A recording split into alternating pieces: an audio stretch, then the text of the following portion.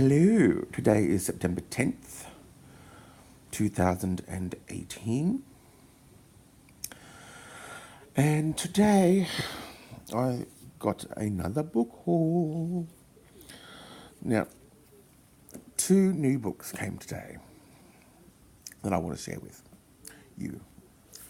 First one is a classic novel. They're both classic novels, but one is slightly more classic than the other. Now, this first one is a Jane Austen novel. Of course, we all love Jane Austen. This one is Northanger Abbey, with an introduction by P.D. James. Now, this one is the first acknowledged published work by Jane Austen. Catherine Morland is a young girl with a very active imagination. Her entry into the fashionable social scene in Bath results in an invitation to stay with new friends at Northanger Abbey. But Catherine's naivety and love of sensational novels leads to embarrassing and entertaining consequences. So there we have it. We have Northanger Abbey by Jane Austen. The second novel that I've purchased in this set is called, it is a very famous novel which has had a movie based on it, which in turn had a TV series based on it. Now, this one is called MASH by Richard Hooker. Yes, it did start off as a book. It was originally a book, then a movie, and then a TV series. Coincidentally, the TV series lasted a lot longer than the actual Korean War itself. So anyway, before there were the movie and the television series, there was this novel that gave birth to such an American immortals as Hawkeye and Trapper John, Hot Lips Houlihan, Frank Burns, and Radar O'Reilly, and the rest of the 4077th MASH. A place like no place else in Korea or on Earth. The doctors and nurses who worked in the Mobile Army Surgical Hospital during the Korean War were well trained, dedicated, and pushed to the brink. And they were young, too young to be doing what they had to do. As Richard Hooker writes in his foreword of this book, a few flipped their lids, but most of them just raised hell in a variety of ways and degrees. Meet the true-life heroes and lunatics who fought in the Korean War and experienced the martini-laced mornings, marathon hijinks, sexual escapades, and that perfectly corrupt football game that every fan of the movie will remember. It's also a story of hard work and skill in the face of enormous pressure and odds. Here is where it all began, the novel that made MASH a legend. So there you go. So two new books for me to eventually read.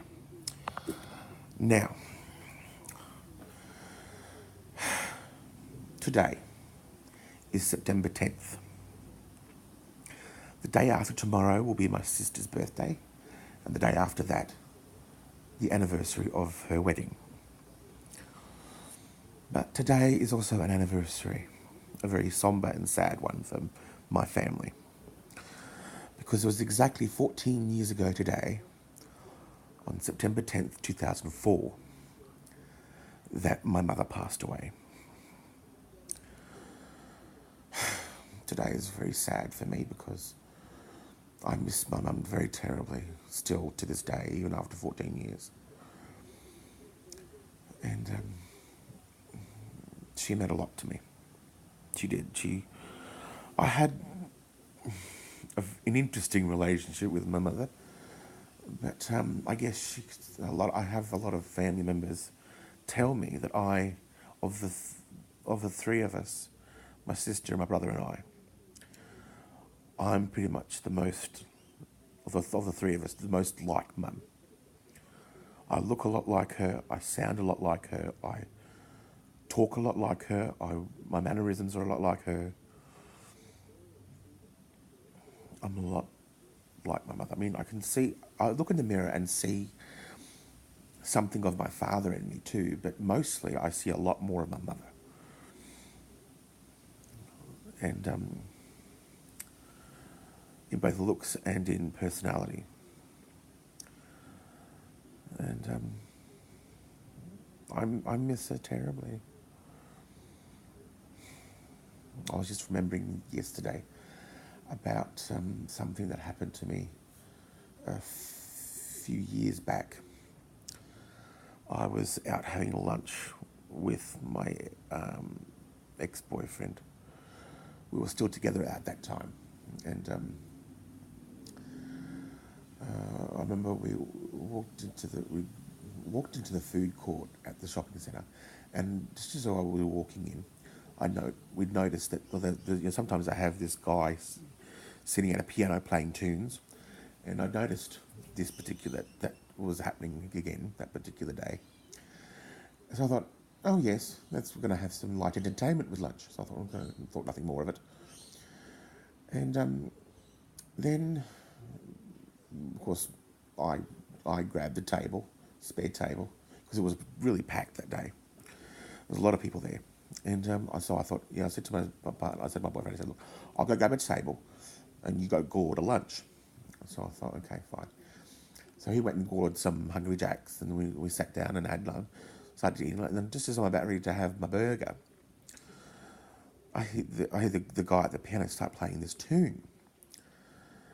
And it was a tune that my mother used to sing to me when I was a little boy. I was sick as a little boy, and every time I was sick, Mum would sing this little tune to me to sort of calm me down and get me off to sleep. And the tune was, what was it?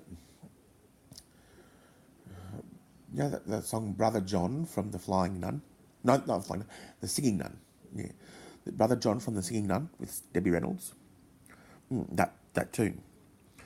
Put a smile upon your face, Brother John. Brother John. Yeah, and so Mum would sing that to me whenever I was sick or upset or whatever, and Mum would sing it. And I hadn't, up until then, this was probably about 4 or 5 years ago, and up until then I had not heard it in many, many years, since I was really little. And it just reminded me of my mum, and I started crying. And I'm sitting there and I'm weeping, sobbing into my burger. And my boyfriend looks up at me and he says, "What's wrong with you? What's the matter with you?"